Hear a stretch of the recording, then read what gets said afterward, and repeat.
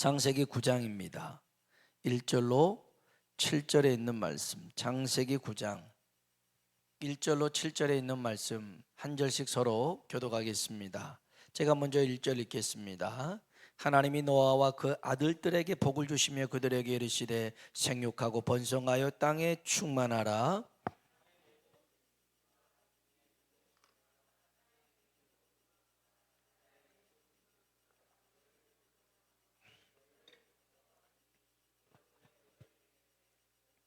모든 동물은 너희의 먹을 것이 될지라 채소같이 내가 이것을 다 너희에게 주노라.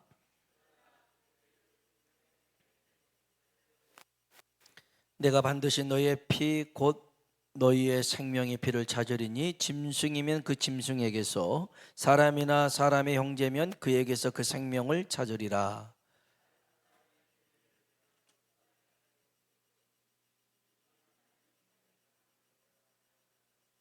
같이요.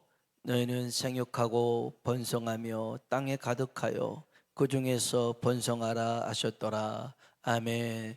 우리 한번 인사합시다. 하나님의 은혜가 당신에게 임하기를 원합니다. 하나님의 은혜가 당신에게 임하기를 원합니다. 아멘. 한 번 더 하나님이 당신에게 복 주시기를 원합니다. 하나님이 당신에게 복 주시기를 원합니다. 아멘. 우리 전사님이 휴가 갔는데도 불구하고 또 우리 집사님이 이렇게 찬양 인도를 잘 해주셔가지고 하나님께서 이 시간에도 우리 가운데 성령의 충만한 은혜를 허락하실 줄로 믿습니다.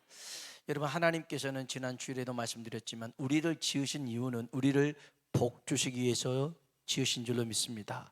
근데 그 복이요, 이제 오늘 또 나오지만 생육하고 번성하고 충만하는 그 복만이 아니라 에베소서의 말씀에 보니까 하늘의 신령한 복을 우리에게 주시는데 하나님의 자녀되는 그런 권세를 허락하신 줄로 믿습니다. 그래서요, 우리가 하나님을 힘껏 찬양해야 됩니다. 찬양할 때 우리 안에 하늘문이 열려지는 역사가 있게 될 줄로 믿습니다. 여러분, 한 번은 사람들이 예수님에게 찾아왔어요. 하나님의 일이 도대체 뭐예요? 무엇이 하나님의 일입니까? 그렇게 예수님에게 묻습니다. 그때 예수님이 뭐라고 말씀하시냐면 하나님이 보내신 자를 믿는 것이 하나님의 일이라는 것이죠. 예수님을 믿는 것이 하나님의 일인 줄로 믿습니다. 달리 말하면 우리가 이 시간 이렇게 예배하는 것도 찬양하는 것도 주의 이름을 부르는 것도 하나님의 일이 되는 줄로 믿습니다. 하나님은 그것을 기뻐하실 줄로 믿습니다. 이제 우리가 창세기 말씀을 계속 보고 있습니다마는 노아의 방주에서 나왔던 이 노아와 이제 포함한 8 식구들이 하나님 앞에 예배를 드렸죠. 그래서 구원받은 게 중요한 게 아니라 구원받은 우리는 예배로 이어져 가야 되더라는 것이죠. 구원이 끝이 아닙니다. 구원은 시작입니다. 어떤 시작이죠? 하나님을 예배하는 시작이 되어야 될 줄로 믿습니다. 오늘 본문은 하나님께서 노아와 그 아들들에게 말씀으로 약속하시는 내용입니다. 하나님과 그 백성, 하나님과 그 자녀, 이 사이에 중요한 것은 따라합시다. 언약. 말씀 원자하고 약속 약자에서 말씀의 약속입니다. 하나님과 백성 사이에, 하나님과 자녀 사이에 언약, 약속이 중요합니다. 그래서 성경에 보니까 하나님이 아담하고도 약속을 했습니다. 노아, 아브라함, 이삭, 야곱, 요셉, 그 다음에 다윗, 모세, 여호수아, 다윗, 계속 이 수많은 사람들과 뭘 주시냐면 약속을 하십니다. 언약을 주십니다. 말씀을 주셔요. 네가 내 말을 잘 들으면 하늘에 네 자손이 하늘의 별과 같이 많게 되어질지어다. 네가 내 말대로 순종하면 네 자녀가 내 이 왕위가 영원할 것이다. 이런 약속들을 계속 줍니다. 그러니까 하나님과의 관계는 언약의 관계죠. 그런데 어떤 사람들은 이 언약을 깨트리는 사람이 있습니다. 하나님이 말씀하심에도 불구하고 지키질 않습니다. 그래서 보면요, 항상 하나님과의 관계가 뒤틀릴 때는 하나님이 문제가 아니라 사람이 문제들이라는 겁니다. 깨트린 것은 사람이에요. 하나님은 한 번도 약속을 어기시지 않으신 줄로 믿습니다. 다 실행하셔요. 그래서 오늘 저와 여러분이 하나님과 좋은 관계, 하나님의 뜻을 이루는 사람이 되려면 약속을 품고 살아야 될 줄로 믿습니다. 중요한 얘기를 합니다. 시간이 내 생각보다 많이 흘러갔어요. 환경이 내가 생각한 것보다 잘 열리지 않아요. 그래도 우리는 뭘 품어야 되냐면 약속을 품어야 될 줄로 믿습니다. 지난번에 갈렙 얘기했잖아요. 광야에서 헤매고 돌아다닌 시기가 45년이었지만 이 갈렙은 약속을 품고 살았다고요. 그래서 그 약속이 갈렙에게 이루어져서 그 헤브론 땅을 유다 자손 이 갈렙이 차지하게 된 줄로 믿습니다. 오늘 여러분 하나님의 축복을 차지하는 사람은 약속을 품고 사는 사람인데요. 그러면 오늘 노아와 그 자녀들에게 하나님의 약속하신 게 있어요. 1절 다시 한번 읽어보도록 하겠습니다. 1절입니다. 하나님이 노아와 그 아들들에게 복을 주시며 그들에게 이르시되 생육하고 번성하여 땅에 충만하라. 아멘. 생육하고 번성하고 충만해라. 원래는 창세기 1장 28절에 보면 5가지 복이었는데 3가지로 줄어들었습니다. 노아의 홍수를 겪으면서 생육하고 번성하고 충만하라. 그 전에는 정복해라, 다스려라, 이런 복이 있었는데 그거는 없어져 버렸어요. 생육, 번성, 충만만 있는 겁니다. 왜 잃어버렸을까요? 왜 빼앗겼을까요? 맞아요. 하나님 말씀에 불순종해서 그런 거죠. 그 약속을 깨트려 버려서 그랬어요. 그래서 누구한테 뺏겨버렸느냐? 누가복음 4장 6절에 보니까 사탄한테 뺏겨버립니다. 물론 사탄이 다 차지한 건 아닌데 누가복음 4장 6절에 보면 예수님에게 이 마귀가 시험을 합니다. 천하만국을 보여주면서 내게 절해라. 그러면 내가 너한테 주겠다. 그러면서 뭐라고 그러냐면 이것은 내게 넘겨준 것으로. 그러니까 이 원래는 아담과 아담의 그 후손 그 약속을 지닌 사람들이 누려야 할 그 복을 지키지 못해서 사탄이 잠깐 지고 있는 거였어요. 그래서 지금도 사탄이 그 권세를 잡고 육체의 욕심을 따라 사람들을 미혹하게 만들어서 하나님과 원수가 되게 합니다. 지금도 많은 사람들이 이 마치 마귀가 던져주는 이 미끼에 현혹이 됩니다. 그래서 덥석 물어가지고요, 그렇게 마치 낚시꾼의 그 미끼를 물어버린 물고기처럼 물어가지고 결국엔 횟감이 되고 매운탕거리가 되어버릴 수 있으니까 여러분 마귀가 던진 그 미끼에 현혹되지 말고 하나님이 약속 붙들고 예수님의 이름으로 승리하며 살아가길 주의 이름으로 축복합니다. 오늘 9장 1절은 하나님이 노아와 그 아들들에게 축복을 해주시는 것 같지만요, 이 복을 복되게 해야 됩니다. 하나님이 아무리 우리에게 복을 주셔도 이 복을 내가 복으로 받지 못하면 소용이 없습니다. 그래서 하나님께서 이 3가지 축복을 해주시는데 그 안에 안전장치가 있습니다.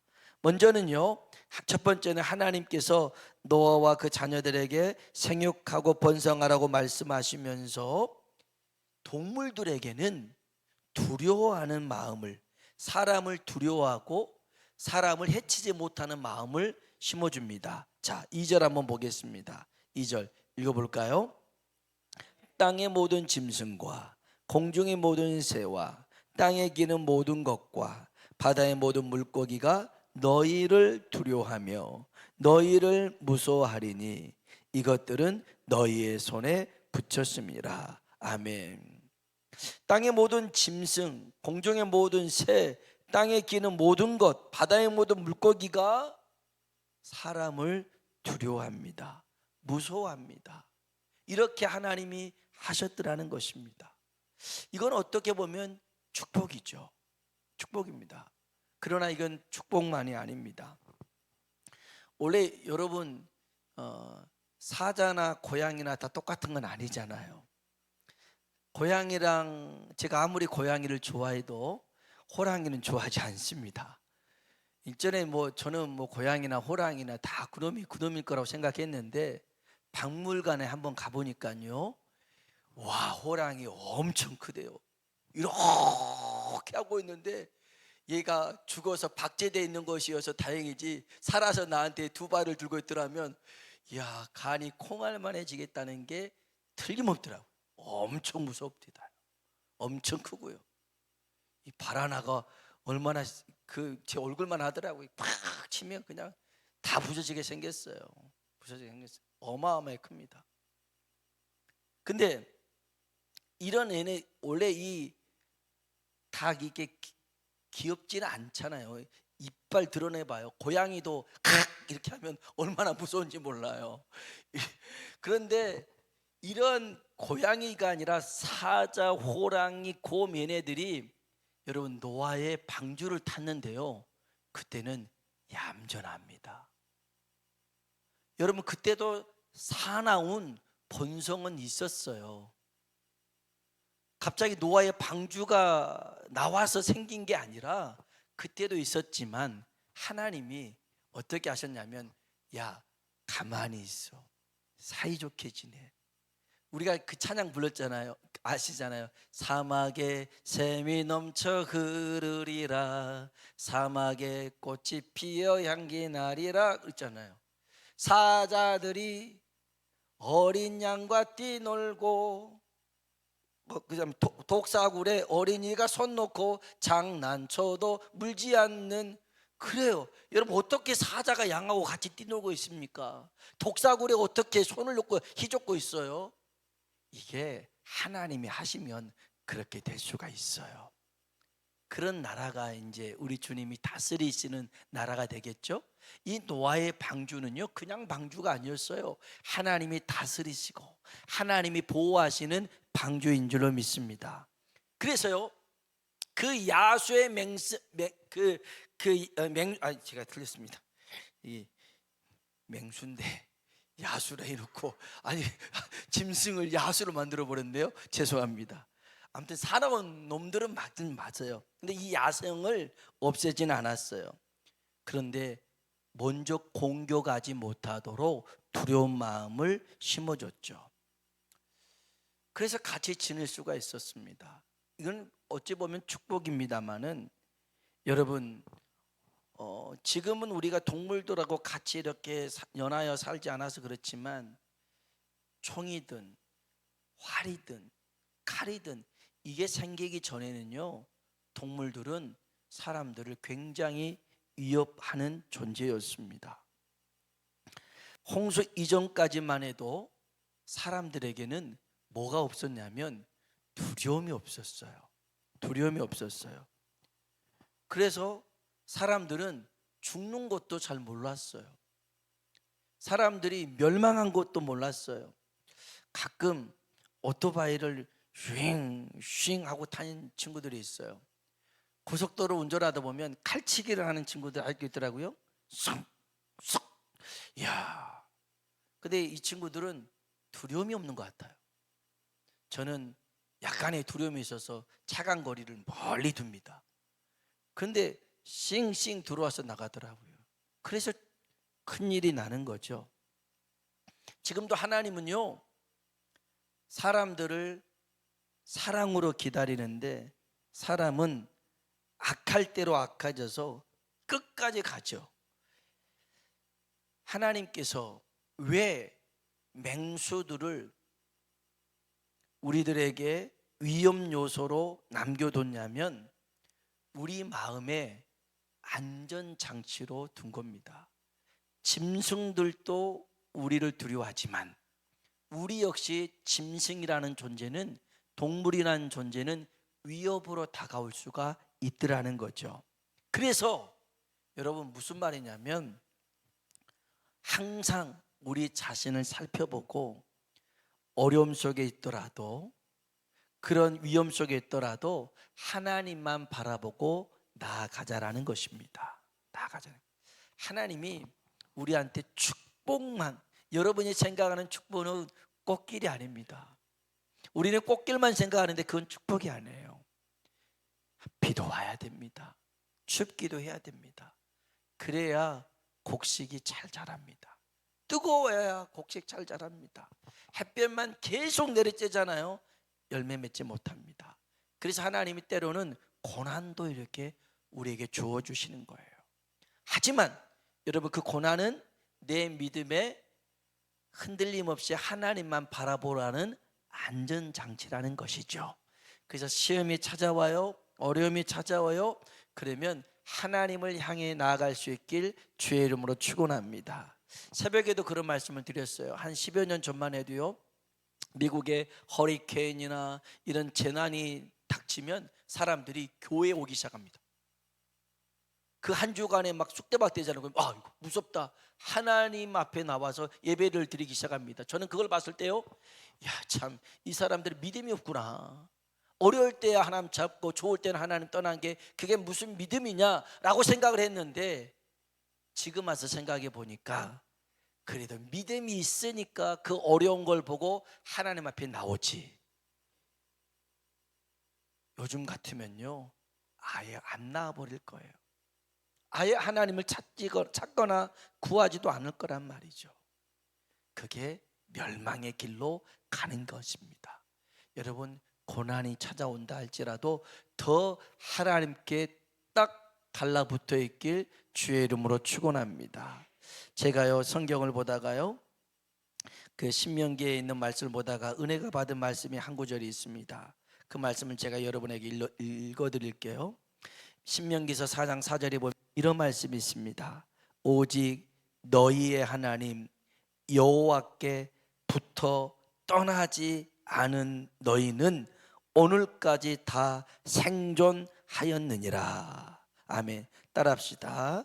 오직 너희의 하나님 여호와께 붙어 떠나지 않은 너희는 오늘까지 다 생존하였느니라. 아멘. 여러분, 우리가 사는 방법이 있습니다. 잘 되는 방법이 있습니다. 형통하는 방법이 있습니다. 하나님께 딱 붙어 있어야 됩니다. 여호와께 붙어 떠나지 않는 너희는, 어떤 일이 있어도요, 하나님께 딱 붙어 살아가길 주의 이름으로 축복합니다. 바위 틈에 붙어 있는 조개 중에 삿갓조개라고 있는데요, 얘가 얼마나 힘이 세냐면요, 파도가, 거센 파도가 쳐도요, 이 삿갓조개가 떨어져 나가지가 않습니다. 이게 100kg 이상 힘을 줘도 얘가 떨어지지 않습니다. 이 삿갓조개가요, 얼마나 흡착력이 뛰어난지 바에 딱 붙으면 웬만해서는 떨쳐나가지 못해요. 여러분, 오늘 저와 여러분이 하나님께 딱 붙어 살아가길 주의 이름으로 축원합니다. 틈을 주지 마세요. 그 어떠한 것도 하나님과 우리 사이에 틈에 들어오지 못하도록 하나님께 딱 붙어 살아가길 주의 이름으로 축원합니다. 두 번째로, 하나님께서 노아와 그 자손들에게 육식을 허용하신 내용이 나와요. 3절 한번 봅시다. 창세기 9장 3절 같이 한번 읽어볼까요? 모든 산 동물은 너희의 먹을 것이 될지라 채소같이 내가 이것을 다 너희에게 주노라. 아멘. 하나님이 세상을 창조하셨을 때, 사람을 처음 만들었을 때는 육식을 허용하지 않으셨습니다. 채소만 먹었어요. 육식할 필요가 없었습니다. 한 번 농사 짓잖아요. 그러면 100배로 1000배로 이렇게 결실을 맺었습니다. 사냥할 필요가 굳이 없었죠. 그런데 인간이 죄를 짓고 나니까 땅이 효력을 잃어버립니다. 그래서 전과 같이 그렇게 많은 걸 걷지 못하게 됩니다. 굶주린 사람이 생겨납니다. 그래서 이제는 살기 위해서 닥치는 대로 먹었습니다. 여러분, 하나님께서 육식을 허용하셨다고 하는 것은 이제까지 너희가 채소만 먹었으니까 이제 맛있는 고기를 먹어라, 그런 뜻이 아닙니다. 홍수가 지난 후에도 여전히 땅은 힘을 회복하지 못한 거죠. 농사가 잘 안 될 것이기에 육식이라도 해서 살아라는 그런 의미이기도 합니다. 그러니까 야, 이제 짐승도 먹을 수 있다, 이것만이 아니라 그만큼 먹고 사는 게 힘들 수 있겠구나, 이런 뜻이죠. 그런데 여러분, 사람이 떡으로만 사는 건 아니잖아요. 우리는 하나님의 말씀으로 사는 사람이 되어야 될 줄로 믿습니다. 그래서 육식을 허용했는데, 그런데 하나님 조건 하나 겁니다. 창세기 9장 4절 같이 한번 읽어봅시다. 그러나 고기를 그 생명되는 피째 먹지 말 것이니라. 아멘. 절대로 피를 먹지 말라는 것입니다. 피를 먹는다, 이것은 이제 여호와 증인에서는 수요로 생각을 합니다. 그래서 여호와 증인들은요, 수요를 거부합니다. 그래서 수술하기 전에, 나는 수술할 때에 만일 수요를 하게 된 상황이라면 나는 수요를 하지 않겠습니다, 이렇게 동의서를 씁니다. 이 여호와 증인들은 이 기독론에서, 기독론이라고 하면 예수님에 관한 얘기인데요, 그들은 예수가 신이 아니라고 얘기합니다. 여호와 증인은 예수는 천사와 같은 피조물이라고 얘기를 한 거죠. 잘못된 겁니다. 성령님을 인격을 가진 하나님이 아니라 능력, 도구로 얘기합니다. 그래서 이들이 말하는 구원은 뭐냐? 아담의 죄값을 자기들이 노력을 해가지고 행위로 구원받아야 된다. 그래서 엊그저께도 이렇게 가는데 비가 오는데도 여기 이제 이렇게 파수대 이렇게 세워놓고 남자들 이렇게 여기서 하고 있어요. 막 전도지 나눠주고 있고 막 그러더라고요. 나눠준 게 아니라 이 사람들 가서 보라고 하는 건데, 이 전도지들도요, 그 교회에서 하는 게 아닙니다. 자기들이 다 사서 하는 겁니다. 다 사서. 왜요? 그래야 구원 받는 거라고 생각을 하니까 그런 겁니다. 여러분, 이들은 잘못 오해하고 있습니다. 레위기 17장 한번 볼까요? 창세기, 출애굽기, 레위기 지난번에도 한번 봤는데, 레위기 17장 왜 피를 먹지 말라느냐, 그 말씀이 여기 17장 10절부터 나오는데요, 육회를 먹지 말라, 그런 얘기가 아니에요. 레위기 17장 10절 11절인데 같이 한번 읽어봅시다. 이스라엘 집 사람이나 그들 중에 거류하는 거류민 중에 무슨 피든지 먹는 자가 있으면 내가 그 피를 먹는 그 사람에게는 내 얼굴을 대하여 그를 백성 중에서 끊으리니 육체의 생명은 피에 있음이라. 내가 이 피를 너에게 주어 제단에 뿌려 너희의 생명을 위하여 속죄하게 하였나니 생명이 피에 있으므로 피가 죄를 속하느니라. 아멘. 자, 11절 보세요. 육체의 생명은 뭐에 있어요? 피에 있습니다. 내가 이 피를 너희에게 주어 제단에 뿌려 너희 생명을 위하여 뭐하게 하셨다? 속죄하게 하였다. 여러분, 그 육체의 생명은 피에 있는데, 육체를 구원하는 것, 이 속죄를 위해서 결국엔 예수 그리스도께서 속죄의 양이 되어서 우리를 위해서 죽으심을 말씀해 주고 있는 말씀입니다. 이게 예표이기도 합니다만은 달리 말하면 이렇습니다. 육체의 생명이 피에 있다. 예수님은 성찬을 하시면서요, 성찬에 떡을 떼고 잔을 주면서 받아 먹어라, 내 살이다. 받아 마셔라, 내 피다. 이렇게 말씀하십니다. 피채 먹지 말라는데 예수님이 피를 주십니다.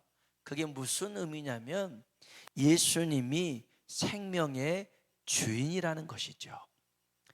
여러분, 예수님이 생명의 주인 되신 줄로 믿습니다. 우리를 구원하신 분입니다. 그래서 그거를 우리가 기억하며 살라는 거예요. 기억하면서.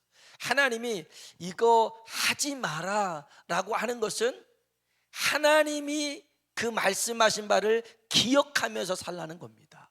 해라 하는 것 역시 기억하는 것입니다. 여러분, 우리가요 자꾸 하나님 말씀을 가까이 하면 이것을 우리가 기억하게 됩니다. 여러분, 그 말씀을 가까이 하고 하나님을 가까이 하는 우리가 되길 주의 이름으로 축복합니다. 예수님이 우리 생명의 주인입니다. 그러니 여러분의 인생을 주님이 책임지실 테니 무엇을 먹을까 마실까 입을까 염려하지 말고요, 주님을 따라 잘 살아가는 우리가 되길 주의 이름으로 축복합니다. 마지막으로는요, 우리 창세기 9장 5절로 6절 봅시다. 세 번째 이런 말씀을 주십니다. 자, 5절 6절 읽어볼까요? 내가 반드시 너희의 피 곧 너희의 생명의 피를 찾으리니 짐승이면 그 짐승에게서, 사람이나 사람의 형제면 그에게서 그의 생명을 찾으리라. 다른 사람의 피를 흘리면 그 사람의 피도 흘릴 것이니 이는 하나님이 자기 형상대로 사람을 지으셨음이니라. 아멘. 살인자가 있다면 처벌을 하게 됩니다. 새로운 세상에 주어졌는데요, 여전히 미움이, 다툼이, 싸움이 생깁니다. 그래서 죽이는 일이 생겨납니다. 여러분, 홍수 전에는 사람을 죽인 자도 살려줬습니다.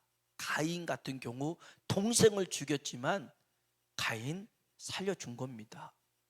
그런데 홍수 후에는 살인자를 찾아서 처벌해도 된다라는 합법적인 절차가 생긴 겁니다.